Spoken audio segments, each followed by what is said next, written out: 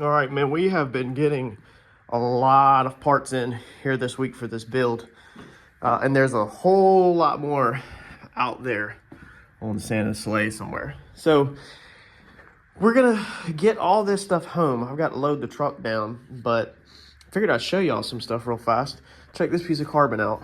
$20, I think, that's what I paid on eBay. So if you'll search eBay for like used, or if you search for carbon fiber and change your search results to used, I think I used the keyword panel for this. See, look how thick that is. That's good stuff. This is really a good piece for electronic relays, fuses, or something like that. I'll just pick up scrap because I can't afford necessarily a whole sheet. But dude, 20 bucks. Look how big that is. It's 15 by 15 inches. That is freaking a steal for a carbon piece that big. So I'll do that periodically. If you follow along with the Comet, remember how we cut the Comet hood up? I still have that whole entire hood that we cut very precisely to save the carbon out of, to do something with. So this car might be getting some carbon in it. We have dual air tanks that we're gonna mount in the frame. You're gonna see in an upcoming video. We got them in the mail. I think I gotta open these up. I think this is some of my stuff. Oh, valve cover bolts, aluminum valve cover bolts. Needed them. Somebody's already been in here cutting all my stuff open. What is this? That was the plug to get rid of the block heater in the Cummins, because we don't need a block heater down here. You can always just unscrew that plug and put the block heater back in later if you want to, when I sell it. I actually found this little square in a flip car today. I've had these for a very long time. If you follow the channel, remember when we bought the green F250, the 2017? I daily drove it. Anyway, I bought some speakers for that car to upgrade them. They were these Pioneers, and I never used them. I never upgraded that truck. So we're gonna have these to put in the Plymouth, at least in the rear. We've got our lower control arms for the front. This is all Silverado stuff. All right, big heavy duty stuff. This would be perfect for this plate for mounting the bags. We've got the upper tubular control arms. We've got the drilled and slotted rotors for the front of the car. We got the brake pads for the front of the car, ball joints for the front. I think there were sway bar links in there. We have got drop spindles for a Silverado, because we are using Silverado suspension. But you're gonna see, we have got, what were these? We've got tons of stuff. Oh, these were the bolts, because when you're building a suspension from scratch, you have no hardware. So I needed the hub bolts. You don't think about that stuff, to bolt the hubs into the spindles. So ordered brand new set of bolts. But what we're about to open now, I'm about to put all this stuff in this box and kind of organize, because we're closing for Christmas break. But we're going for this plate right here, which we have had for a freaking minute. It's too heavy to even pick up. That's gonna be a transmission plate. I'm gonna open that up and let y'all check the transmission out real fast and show you. So for this adapter plate, this is gonna go on our Cummins diesel, adapt to our transmission. Our transmission, we have not announced it yet, but it is an Allison, baby. So this should be the adapter plate. I'm about to go test it to make sure that it does bolt to the Allison, and then we'll make sure it bolts to the Cummins. You can see we paid a total of $1,578 for this plate. Once I confirm that it fits, then I can double check what starter it takes, so we can go ahead and get us a starter, because we're gonna need all this stuff to build the front of this car. All right, so I don't know if I have let's see here. I don't know if I have this faced the right way or not. I don't know which way it goes. We're just gonna stick it on right now for this. Just check the lug or the bolt pattern. Oh, this is hard to do one-handed. Again, this might not be the right way. Let me know in the comments if you know for sure. Basically, it has this groove. I know the starter has to hit it.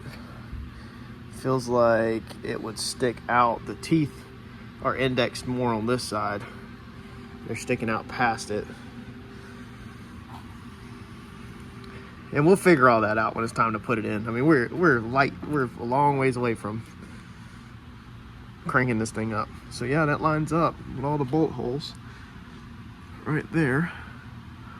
All right, great help. They looks like they do not send me the bolts that fit this torque converter. This is a factory Duramax torque converter, so I'm gonna have to figure that out because these bolts do not fit it. I'll probably just order some ARP bolts for Duramax torque converter. Next thing I want to know is, does this bad boy fit? All right, so which way would be the transmission side? I'm guessing the dowel pins would be the no, the transmission has dowel pins in it. Watch, I'm probably wrong though. Can't go like that because the starter cutout is wrong, so it's gotta go this side, it looks like, and bolt to the engine first. But we need to get the dowel pins out of something because we can't have double dowel pins. Yeah, there's dowel pins stuck in this one. Let me get a punch real fast, punch these dowel pins out of this transmission. So I think I have it facing the right way. All right, so, and them dowel pins do not, oh, wrong hole. That's what I was saying already. They don't fit. They gotta be tapped in though. It's the right bolt size. It's the right bolt pattern.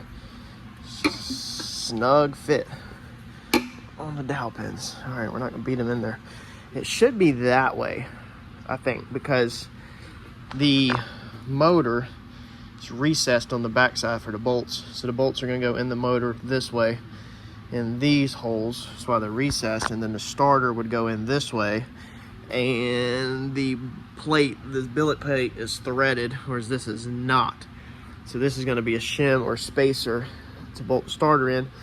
Papers up front, we're utilizing a Super Duty Power Stroke diesel starter. It's off of the crappy 6.4, 2008 to like 10 or something. Paper says which one to use for best clearance and work best situation. So that works. That adapter plate fits the transmission. I wanted to just mock that up here while the transmission was not in the car, because I got to fight this thing in the car, get it on the transmission jack, and there's no reason to put it in the inside the car if we don't even have the right adapter plate, you know. What is leaking? It looks like our rear plug on our Allison's leaking. This is very common. We're gonna go through this, drop the pan off, clean the insides. We'll change this harness, as this is notorious for leaking. We need to go take the fluid out here today whenever we get it off this pallet. But we're not gonna rebuild this unit. It's got 220,000 miles on it. Definitely is gonna need to be painted whenever we're done with the fab work and we bring it out finally. We're gonna need to somehow get this thing cleaned up. I don't really know the best way. I know a steam power washer is the best way to get the grease off, but maybe I'll just have to bite the bullet and buy a whole box of brake clean. I don't know other way to do it. If you have a product that actually really will work and is worth my time and money, let me know on all this grease. This has already been purple powered 2 times, power washed, and there was some like tough stuff sprayed all over it and power washed, and it still did not get it all. But we're gonna go ahead and change the wear parts. Neutral safety switch we'll just leave. It's super freaking easy to get to, but we'll definitely change that harness because it has a seal in it, that harness built into that plug on these Allisons. And we'll get that changed. And then besides that, we're gonna roll with it, put it in the car. We're not gonna just waste money on this build. The Plymouth, the Comet, we build everything. We're trying to have fun and relax from that. So we're going to see if it goes and drives, runs and drives. It won't be hard to take out if it doesn't, you know, if we put this build together and then it doesn't, it won't be hard. Like it's not like it's that big of a deal. So I'm not made of money and I don't know how to do the Allison. I'd have to teach myself again. So I think I'm just gonna roll the dice. Since this came out of a wrecked truck, it should hopefully be good to go. And hopefully we'll go for another 100,000 miles without having to be rebuilt and just service it. Hopefully the factory converter will work. I'm not 100% sure on that, but we're gonna try it. We'll put this thing together and see what it does. And if we need to adjust it, then we will run and buy a custom converter spec'd for the engine and turbo and everything that, you know, make sure it works together. But we're gonna try the freaking factory one first, because I am not just throwing away money on this build for no reason. when some of this stock stuff may be perfectly fine. For our cross member, we are utilizing a F-150 factory cross member only because this is what I have for free. So I kind of wanted to keep a factory unit if possible. Want to cut down on so much of the tube customness, and I want to incorporate some factory looking stamped steel stuff. I understand that a lot of people say that this stuff is superior compared to or weaker than, you know, custom stuff, but I don't know. I just don't want to freaking overload it. We're like 7 and something or 8 and something on the spread of the mount where the Duramax transmission mounts to. So I think I've got it. I might have to cut this plate out and weld another plate if the hole falls on there. I don't know where the hole's gonna fall out. Let's see here. Let me actually check a couple things real fast. So we might actually have it right there. It might actually pass down through that hole and then make a hole over here and use some big washers, and we might be good to go. That overall spread on our frame is about 36. Holy crap. If that's right, so I know our rear end that we're ordering is supposed to be 52 wide, and I know it was approximately 8 and some change from the frame ends to the wheels. So that's 36 plus 8 plus 8, which is 52. So 36 should be our frame distance off of the top of my head. And dude, if that is correct, then holy crap, we just hit the jackpot, because that means that the tabs, we can either build tabs or go cut something off the F-150, and literally we'll have a bolt-in cross member that's close to factory, or is factory, even though it's F-150 factory, and that should be amazing. So I'm trying to do cool stuff with this build. We literally, I wish I had the Silverado frame, because we'd be utilizing front stuff and back stuff and everything, but I don't have it. But we have our F-150 over there that I've got for completely free.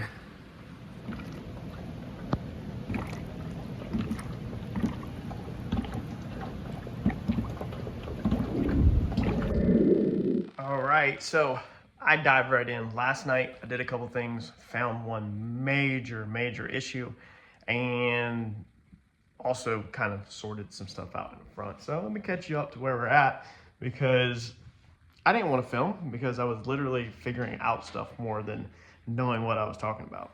First, we've got the engine back out. So it is Friday before Christmas, and we're ready to rock and roll with frame rails.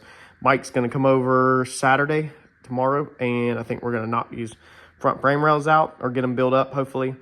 And then I could build some engine mounts and we can rock and roll. We got the adapter plate off. But first, major issue that I found last night and spent a lot of time thinking about. So I should have showed it, but this B-pillar has moved. This piece right here that is cut was on the outside of this metal. So it's back flush now, but it was actually on the outside by like a good 1/16 sticking past. The other side has never moved because I welded it all the way up. We did this door, we did everything. So I welded that completely up when we chopped it.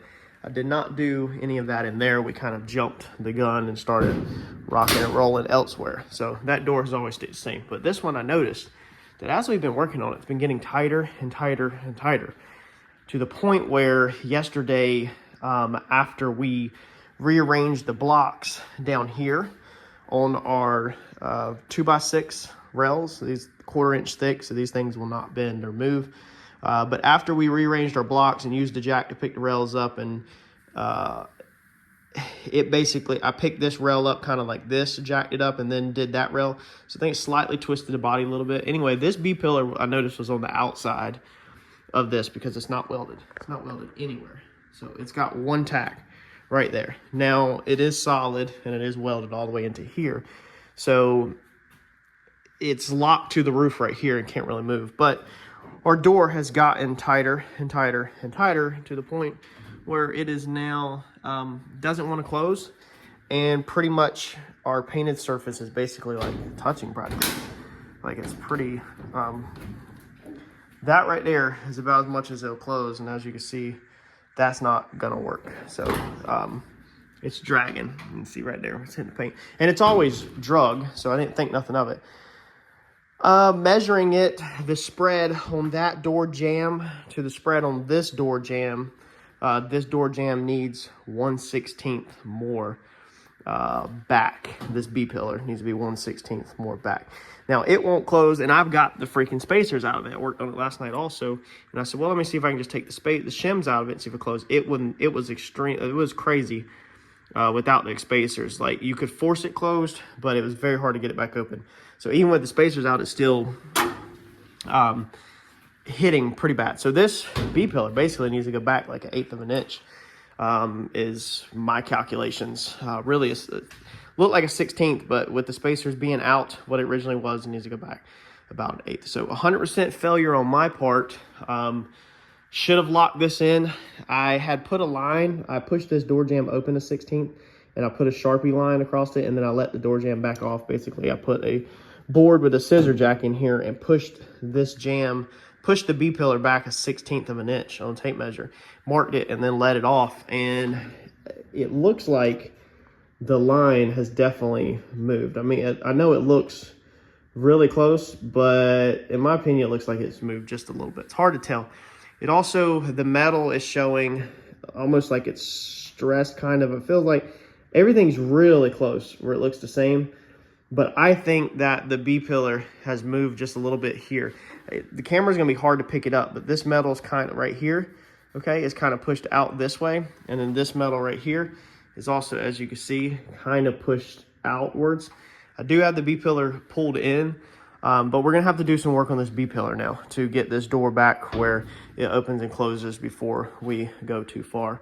We're starting to get basically our engine ready for the frame rails.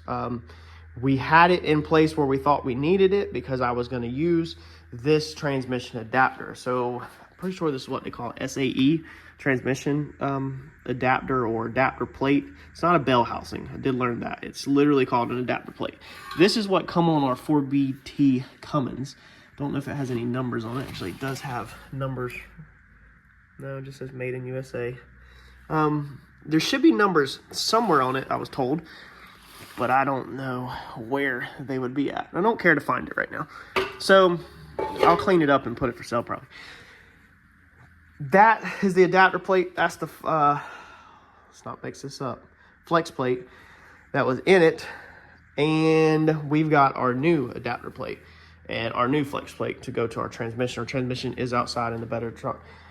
So we needed to pull the motor out to get that, and then probably take a little bit of this stuff off the firewall right here, kind of hang it back in place and mark it, and then probably cut our firewall. We're going to basically just kind of work loosely today on getting it prepared for when Uncle Mike comes over tomorrow to do. These are this is a chassis table. We went over this in the past too. We've touched on this. A lot of people get really confused with this. This is our chassis table. From this mount back is our frame rails. So this gets cut off. We're utilizing this as a chassis table. We basically just put long frame rails through this build to utilize as a chassis table, and then we're gonna cut them off where we don't need them. Not all of this is staying. But we will utilize this to measure our engine off of, because we know this is perfectly straight through the whole entire build.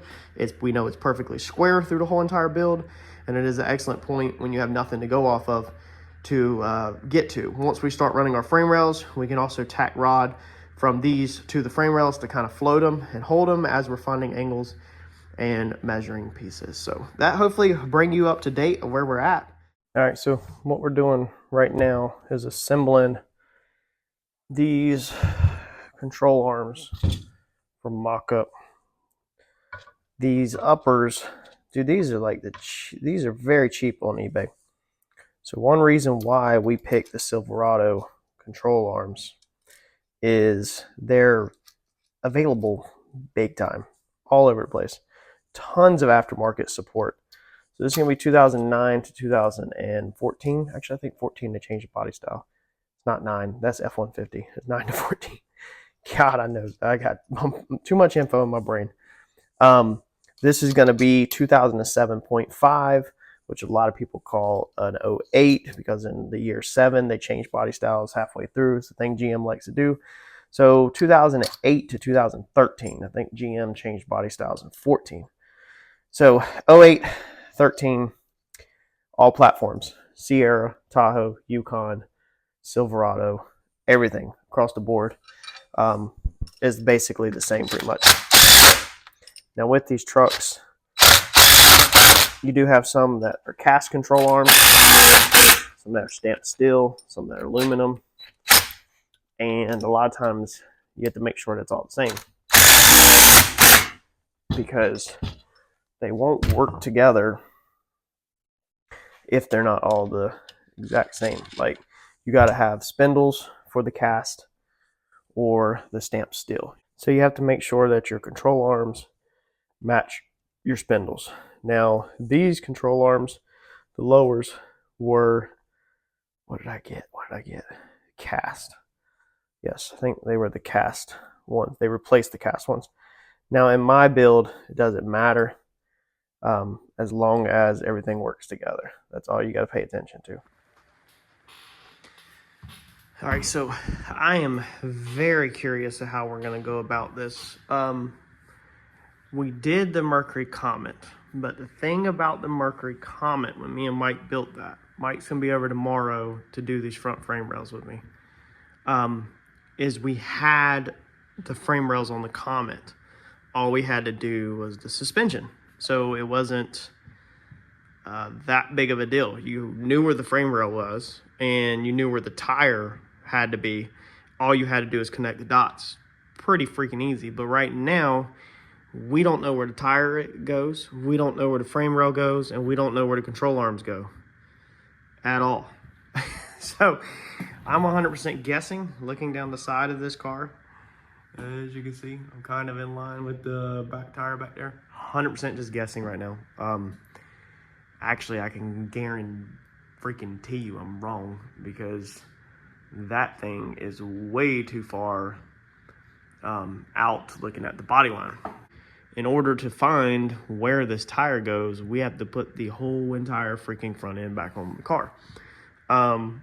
I wanted to just kind of go ahead and mock this up myself this afternoon. I've got the board down there touching the bottom of the frame rail, so this is simulating that the tire is sitting on the ground, that the frame rails were laid out on the ground, the tire will be laid on the ground. So when the tire's laid, or when the vehicle's laid out, control arms will go down just like they are. When it comes up, the control arms will go like that. Now remember, Mike said that we needed to build this at ride height. However, I don't know if I don't know what we're gonna do. We can go down with the jack a couple inches, and really the car only needs to be a couple inches off the ground at ride height, probably. So I'm curious to see what we do about this. I think it's gonna, in my opinion, beforehand, I think it's gonna get very hard. If this frame rail's in the way and we have to cut this frame rail off, then we have nothing to center the engine off of unless we draw on the ground, and I really don't want to do that because I absolutely hate doing that. I love having actual hard lines, but we'd have nothing to go off of. Mike's a pro. He's an expert. He does it full time, and he lays everything out on the ground, surprisingly. All right, this is the first time it has been on the ground since we originally cut it. So where I'm at right now is, I haven't talked to Mike. I shot him a text, but he didn't text me back, which I know Mike's busy this afternoon. And I could call him. If I called him, he would answer the phone and call me back. I want to make that clear. But it's not an emergency, so I just shot him a text. I wanted to know if we absolutely had to put this thing at ride height. Mike told me that the vehicle needs to be at ride height when we do the control arms, because basically the short end of it is that your perfect alignment is going to be at ride height. Everything else, alignment's going to be off. If it's lower, if it's higher, the alignment's going to be off. But dude, what do y'all think about that in the back, that ride height? That mamma jamma looks good. We talked about in the past that the lip on the front, having a little bit of lip on the front, it's not going to happen. So we're going to need these wheels that don't have no lip, which is originally what I wanted because of the length of these control arms. These control arms are very long. The wheel is not going to be out here. It's just being the control arm is running uphill. I can't really push it in or it hits on that mount. All right, first glance at this front end on it. Dude, I just have not, flat out, not been filming. I'm gonna apologize for no cool shots, no setting the cameras up or whatever. It is Saturday morning around 11 o'clock. And I'm still not 100% sure what I'm doing. I'm just kind of figuring this out as I go. Uncle Mike's supposed to stop by later, but I didn't want to wait. And I wanted to just kind of start the basics. And so I figured I'd update y'all on the steps I'm taking, but my brain, when you don't know how to do something or you don't even know what you're doing, it's very hard to set up camera angles. Very hard to kind of set up and film you stumbling through stuff. You'd rather just kind of do it and then update, I guess, if that makes sense. But dude, that is the first shot that we have seen of the front end on the car in a while. First thoughts, there is, let's see here. I had said that we probably should have went with a 12 valve because there was more room than I thought. However, now looking at it, no, 4BT is the answer for this car. We have the room on the back, we have the room on the front. Now, we're not going with any electric or mechanical fans or anything like that. So we have plenty of room up front. The radiator technically should sit inside here, inside this bracket. And then we have to put an intercooler somewhere, but we have tons of fender space. So like all of this underneath here is just completely open. And more than likely, there's gonna be some radiators and stuff put at angles inside here versus up there where you can see it, because I really don't want to see the junk if it don't go somewhere else, which is probably not have nowhere else to go. Messaged my buddy what this was. He said this is the on-off switch for the injection pump, basically. So I was like, yeah, that's not gonna work. I was like, because that's ugly. It's ugly, it's huge, and that's ridiculous to have a part that big just to turn off, on and off a lever right here. So we'll be changing something like that. There's probably a way to flip this to the backside and then still keep the factory one. It's not hitting, it's not in the way, it's just, it looks close and it's ugly. So I'm gonna strip this vehicle of every ugly thing. I was gonna sit the hood on it, but I don't think that's needed. We have our horns factory. We knew our horns cleared. So the height of our hood is gonna be somewhere about right here. So we definitely got that above the valve covers. The intake tube, this is going to be your grid heater, I think it is. We don't need that. So this tube is going to drop down about 2 inches. So we should be totally fine on that. And honestly, see what goes in here, air. We might turn that around if we need to and try to route all of our piping on the back side of the engine or something. So we'll figure all that out when the time comes. We don't need to really worry about that right now. And what I have to do now, though, is figure out how to get this heavy wheel inside here by myself. That's gonna suck. I should have tried to fight with it beforehand. I could probably put it in there without the control arms, but I don't think I'm gonna get it in there with the control arm on it, and it's gonna be getting tight to work on this thing on the ground like this. I did go and pick a starter up this morning. So starter off of a 6.4 diesel. Picked it up from Mockup just so we know where it's going to fall at for the frame rails. I don't think we really need it, but I have it here if we do need it. I'm not trying to use it. It's 250 bucks. I'm going to order a used one off eBay for $66 and take that one back. And then if the used one off eBay messes up, I'll have it rebuilt local. So we have a local place that can rebuild them and be the same price or cheaper, and it be locally rebuilt versus that cheap, or that O'Reilly's junk over there, Advanced Auto Parts junk. All right, let's figure out how to get this wheel in there by myself.